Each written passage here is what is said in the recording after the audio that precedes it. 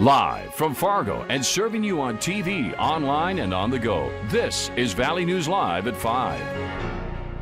We begin with breaking news as an FDA panel has just wrapped up their meeting to approve Moderna's coronavirus vaccine and give it an emergency use authorization. The meeting started with a discussion over the vaccine from Pfizer, which was authorized by the FDA last week. Yesterday, there were reports of 2 healthcare workers in Alaska who had reactions after being vaccinated. FDA officials say they are investigating. That vaccine is expected to be in the valley next week. This is the scene in New York as a major winter storm continues to pound the Northeast. In order to make your way through Times Square tonight, you need to shovel through large piles of snow. Let's head over to the Weather Center to find out how our snow chances are this evening, if anything. Hutch? You can, most of us, leave the shovel at home as we've enjoyed some pretty quiet conditions. A look over the Fargo skyline tonight showing some high clouds building in. We do have changes on the way.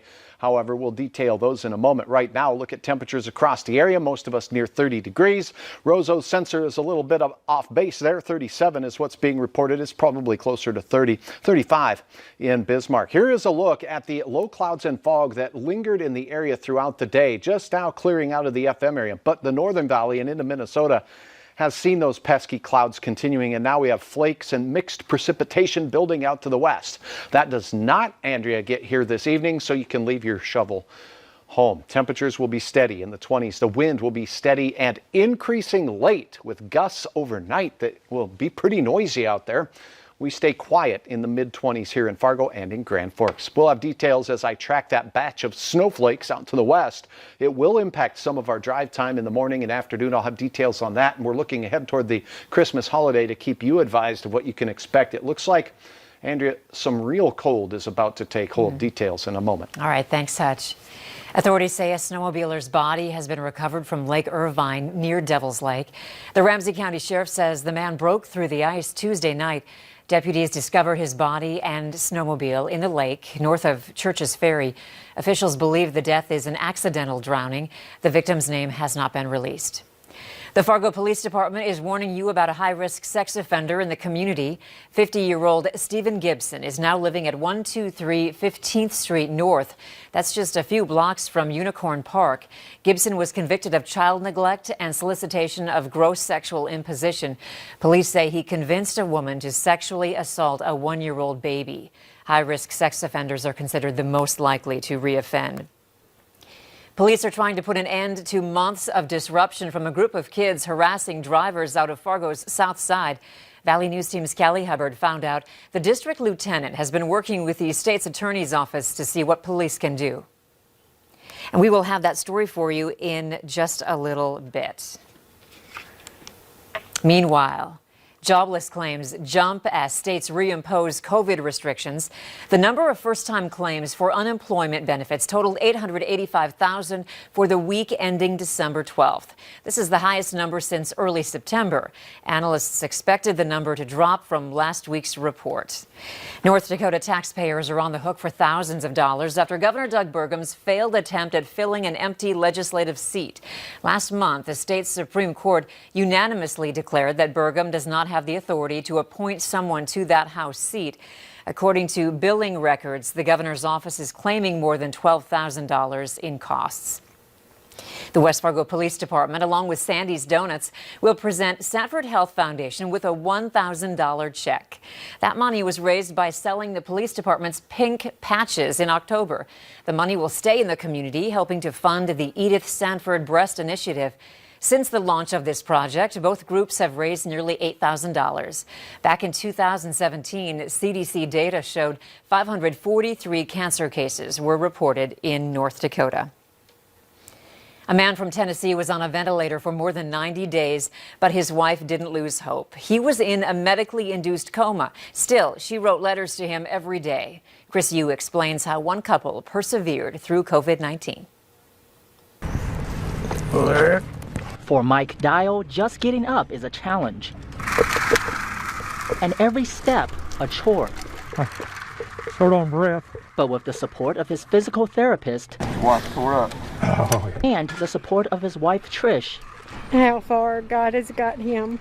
Mike is making miraculous progress. She probably thought I'd never walk again. after spending 3 months in the hospital battling COVID.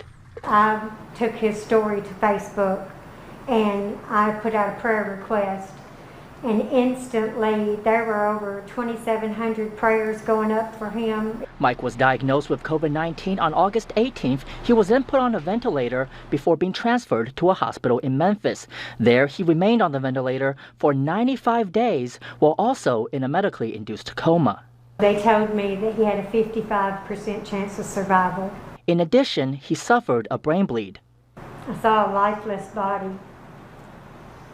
and I knew it was my husband, and I just had to have faith that he would come back. Despite Mike being unconscious, Trish wrote letters to him every day. I pray that you see Jesus while you're there. I know you have 100 angels surrounding your bed. Letting him know even though she couldn't visit, she was always beside him. She gave me the best support. I'm glad she was there and everything.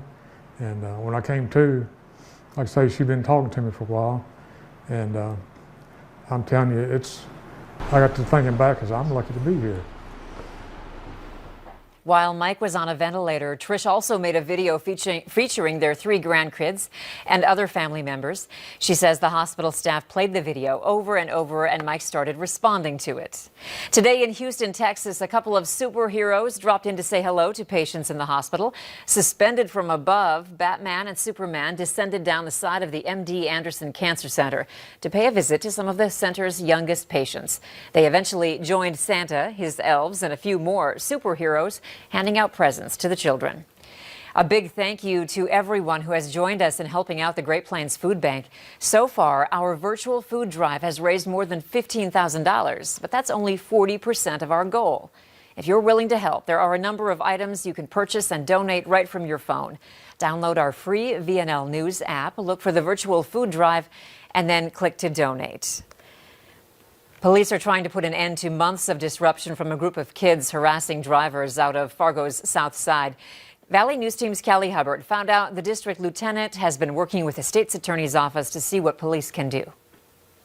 You've probably heard about or seen a group of kids on bikes blocking roads, harassing, cussing, and even playing chicken with drivers along 8th Street and 13th Avenue South in Fargo. Community members and police have seen complaints since early summer on social media. Christy Ross, who lives in the area, posting on Nextdoor saying that the bigger issue is that one of them will be hit by a car and severely or fatally injured. We're doing what we can, but 1, they're juveniles, and 2, we have COVID, so we've got some roadblocks here. Fargo police say they've had some luck bringing kids home to their parents and changing behaviors, but they're having a hard time with other parents that don't believe what's happening is a big deal. If you're a parent of a juvenile, and you're not doing something to make sure that they're safe and, keeping them safe, that there's a possibility that you could be held accountable as well. And as irritating as it might be, make sure that we're not engaging with them. Take some photo and video if you can, if it's safe and you're not operating your motor vehicle. But sometimes ignoring them and not giving them attention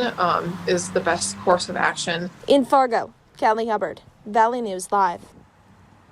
Police say they found out yesterday that Nextdoor has discontinued the Forward to Police option. They're asking you to use their website contact form to let them know what's going on. Still to come, are you a shop early kind of person or wait to the last minute? Find out where a lot of people seem to fall this year and what to do if you're finding yourself in a pinch. And in weather, temperatures above average for this time of the year, near 30 for many of us, although we hit near 40 down into the Sisseton area.